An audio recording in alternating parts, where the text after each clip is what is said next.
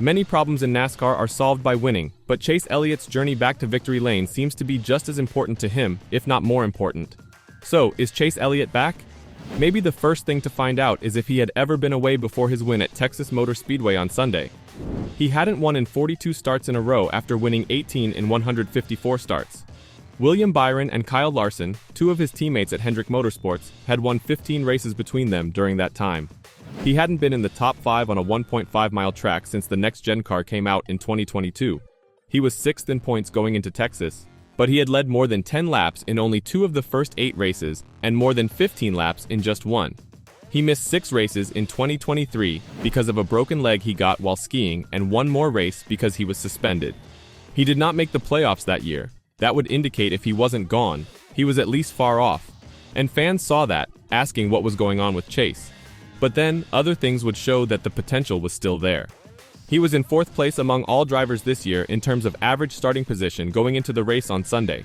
Before Texas, where he qualified 24th, he had made it to the final round, top 10, in qualifying 6 of the first 8 races.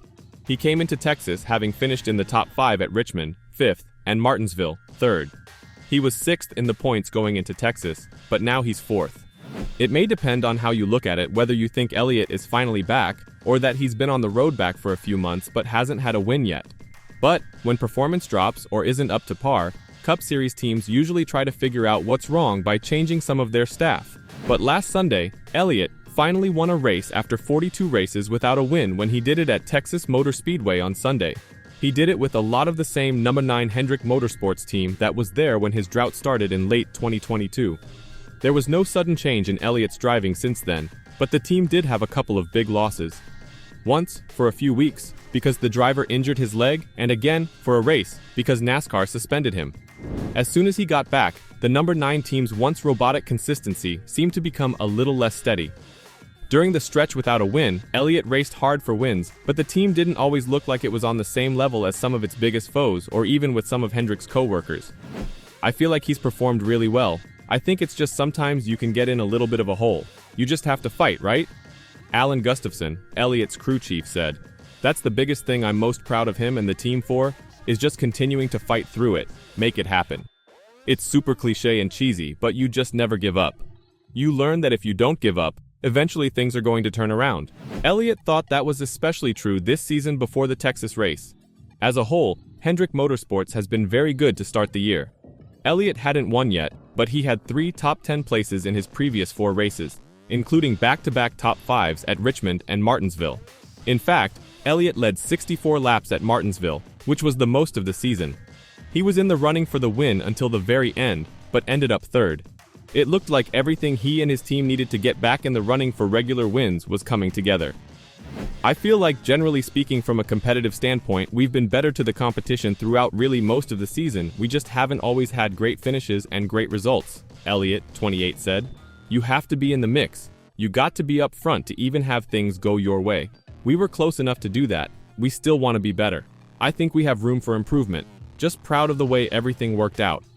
It's a lot more fun when you're fighting for wins and up front battling, whether it goes your way or doesn't go your way. Just to have a shot is enjoyable. However, it might be more fun to work through the tough times as a team while getting back to the winning ways you're used to. I've just been really proud of our group for sticking together, because I'm sure a lot of you guys have been around the sport long enough to understand and know that when you have a couple bad years, a period of time that things aren't going well, it is so easy to jump ship and to start bailing out on one another, Elliott said.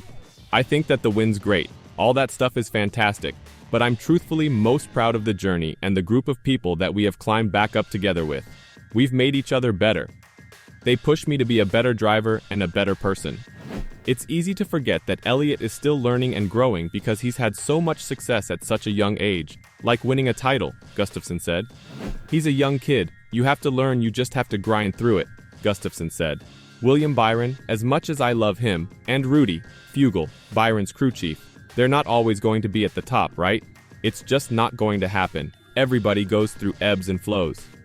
Whoever you want to call successful, Martin Truex Jr., Denny Hamlin, Kyle Larson, Kyle Busch, everybody has those ups and downs. I think just having the strength to battle through it and persevere is key, and he's done that. And Elliott seems to be getting out of a down and is ready for an up as he has been getting better over the first few months of the 2024 season. Just our performance over the last month or maybe two has done more than anything for the team, Elliott said. Obviously these races are hard to win. They seem like they get harder, at least for me. They continuously get harder over time. The driver did more than just win a race. The race he won on Sunday was against some of the best drivers in the sport. In the final laps, he was racing against Denny Hamlin, who spun out while fighting Elliott. It was a sign that Elliott is back as a title threat in some ways. These two teams, Joe Gibbs Racing, where Hamlin drives, and Hendrick, have won 8 of the 9 Cup races this year between them. We don't as a company think Chase Elliott has ever been gone, said Hendrick Motorsports General Manager Jeff Andrews said. We had some things to work on with the team, the support we were giving them. He and Alan spent a lot of time this winter on rebuilding that team, putting the right folks in that team, people that believed as much in that team as Alan and Chase did. I think when you get all the folks pulling together and rowing the boat in one direction, you start to see the results like we've had so far with that team in 2024. People who have been there for Elliott through the hard times are mostly the right ones. Elliott's statement that switching to NASCAR's next-gen car was not easy is something that can be seen as the reason to why he wasn't winning in those 42 races before last Sunday. It's always been a fine line of hitting it right, and I think that as you transition to new cars, which mind you, this is the first time I've gone through a transition like that, so breaking habits and kind of reteaching yourself in some areas to ultimately extract performance is a hard thing to do when you've grown to do things a certain way, Elliott said before the season began. But it looks like he's fully on the new spec, don't you think? Will we see Elliott challenge for more race wins in the upcoming weeks? And could he go for the title? Kevin Harvick also chipped in on the win and thinks there is more to come from the 2020 champion. He was as aggressive as I've ever seen him race, especially over the last couple years. He managed to gain a lot of spots on the restarts, put himself in position to win. Chase and Ross Chastain, they were the two guys that I thought were the most aggressive on the restarts. And they were also the two guys that stayed up front the most during the day. Huge win for Chase Elliott, huge win for our sport. Super happy for Chase. We all need Chase Elliott to be successful, and I think sometimes he feels that pressure, Harvick said. I would assume that it probably weighs on him a little bit.